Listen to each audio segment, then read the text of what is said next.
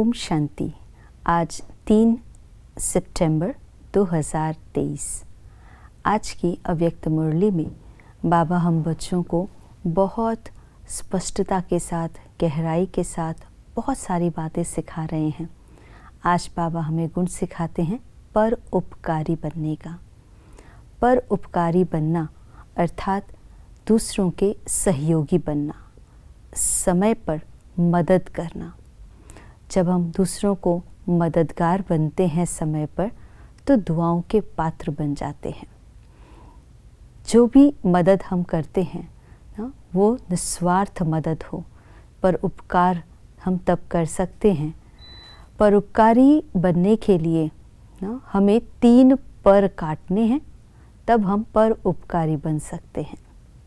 बाबा ने आज बहुत स्पष्ट रूप से बताया कि ये 3 पर जो है वही हमें परोपकारी बनने नहीं देते हैं। तो पर मत है, पर चिंतन है और पर दर्शन है। ये 3 पर को काटना है। पर मत पर चलना, दूसरों की मत पर चलना, अर्थात कई बार दूसरों की बातों को सुनते हैं, यानी पर मत सुनते हैं ना, बात सच्ची भी हो ना, सुनाने वाला जो है वो भी ठीक हो, लेकिन पर मत पर चलते हैं। अगर दूसरे की बातों को सुनते हैं तो वो स्पेस तो लेती है। अगर वो हमारे काम की नहीं है, फिर भी हम उन बातों को सुनते हैं, तो पर मत में हम अपना टाइम वेस्ट करते हैं। और वो बातें जो हमने सुनी होती हैं, उसकी इम्प्रेशंस भी मन के ऊपर पड़ती रहती हैं। और परमत यानी दूसरों की बातों को सुनते हैं तो दूसरा भी बार बार हमें वो बातें सुनाएगा, तो अपने मन को डस्टबिन बना लेते हैं। तो बाबा कहते हैं पर मत पर नहीं चलना, दूसरी व्यर्थ की बातों को नहीं सुनना। ये श्रीमत है, श्रीमत पर चलना है, पर मत पर नहीं। फिर करते हैं पर चिंतन, दूसरों का चिंतन करने वाले।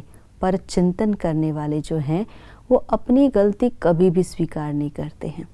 वो अपनी गलती भी दूसरों के ऊपर डाल देते हैं और वो बातें बनाने में बहुत होशियार होते हैं ना। बाबा इसीलिए कहते हैं कि पर चिंतन पतन की जड़ है ना, क्योंकि उसमें रियलाइजेशन ही नहीं होती है, स्वचिंतन नहीं होता है।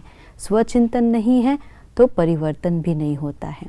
और तीसरा है परदर्शन, यानी कि दूसरों की कमियां कमजोरियों का ही दर्शन करते हैं, देखते रहते हैं, तो रिटर्न में वही हमारे अंदर आती रहती है। तो परदर्शन, पर चिंतन और परमत, ये तीनों पर अगर है तो पर उपकार नहीं कर सकते, क्योंकि दूसरों की कमियां दिख रही है, कमजोरियां दिख रही है, तो उनका उपकार करने का ना जो संकल्प है वो नहीं आएगा। उनके प्रति जो मनसा के अंदर उनकी इम्प्रेशंस बन जाती है, तो अंदर में घृणा या नफरत की भावना उत्पन्न कर देता है, भाव और भावनाओं को चेंज कर देता है, तो परोपकार नहीं कर पाते। इसलिए इन 3 परों को काटना, तभी हम परोपकारी बन सकते हैं।